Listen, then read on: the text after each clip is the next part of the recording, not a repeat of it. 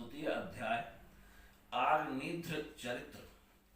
श्री सुखदेव जी कहते हैं, पिता प्रियव्रत के इस प्रकार तपस्या में संलग्न हो जाने पर राजा अग्निध्र उनकी आज्ञा का अनुसरण करते हुए जम्बूद्वीप की प्रजा का धर्मानुसार पुत्रवत पालन करने लगे। एक बार वे पितृलोक की कामना से सतपुत्र प्राप्ति के लिए पूजा की सब सामग्री जुटाकर सुर सुंदरियों के क्रीड़ा स्थल मद्राचल की एक घाटी में गए और तपस्या में तत्पर होकर एकाग्र चित्त से प्रजापतियों के पति श्री ब्रह्मा जी की आराधना करने लगे। आदिदेव भगवान ब्रह्मा जी ने उनकी अभिलाषा जान ली, अतः अपनी सभा की गाय का पूर्व चित्त नाम की अप्सरा को उनके पास भेज दिया। आग्नेय जी के आश्रम के पास एक अति रमणीय उपवन था। वह अप्सरा उसी में विचरने लगी। उस उपवन में तरह तरह के सघन तरुवरों की शाखाओं पर स्वर्ण लताएं फैली हुई थी। उन पर बैठे हुए मयूर आदि कई प्रकार के स्थलचारी पक्षियों के जोड़े सुमधुर बोली बोल रहे थे। उनकी षड्जाही स्वर युक्त ध्वनि सुनकर सचेत हुए जल कुक्कुट कारण एवं कलहंस आग जलपथ की भांति भांति से बूझने लगते थे। इससे वहां के कमल वन से सुशोभित निर्मल सरोवर बूझने लगते थे।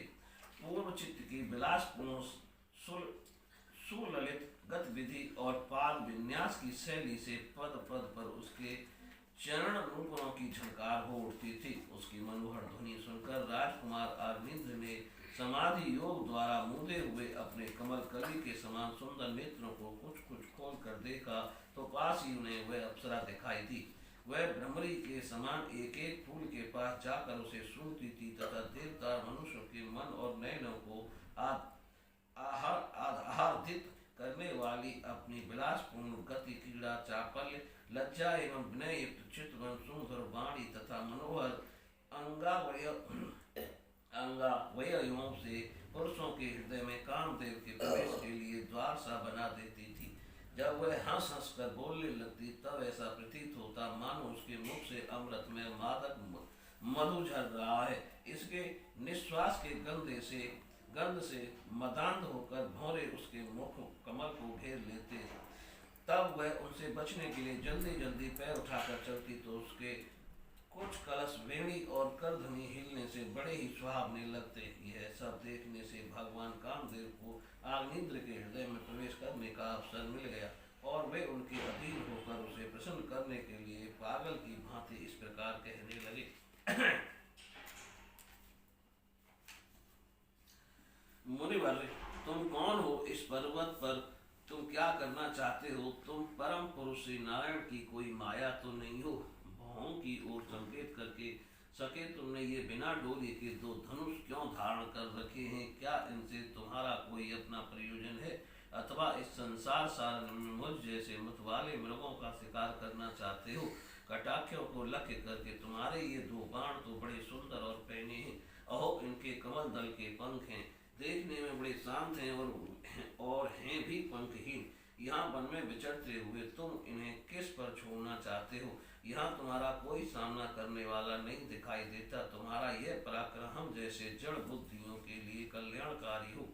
भौरों की ओर देखकर भगवान तुम्हारे चारों ओर जो ये शिष्यगण अध्ययन कर रहे हैं वे तो निरंतर रहस्य युक्त समागम करते हुए मानो भगवान की स्तुति कर रहे हैं और ऋषिगण जैसे वेद की शाखाओं का अनुसरण करते हैं उसी प्रकार ये सब तुम्हारी चोटी से झड़े हुए पुष्पों का सेवन कर रहे हैं।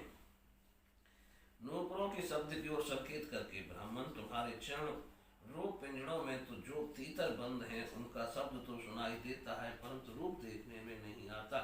कर्धनी सहित पीली साड़ी में अंग की कांति की उत्प्रेक्षा कर तुम्हारे स्तंभों पर ये कदम कुसुमों की भी सी आभा कहाँ से आ गई? इनके ऊपर तो अंगारों का मंडल सा भी दिखाई देता है किंतु तुम्हारा वत्कल वस्त्र कहाँ है?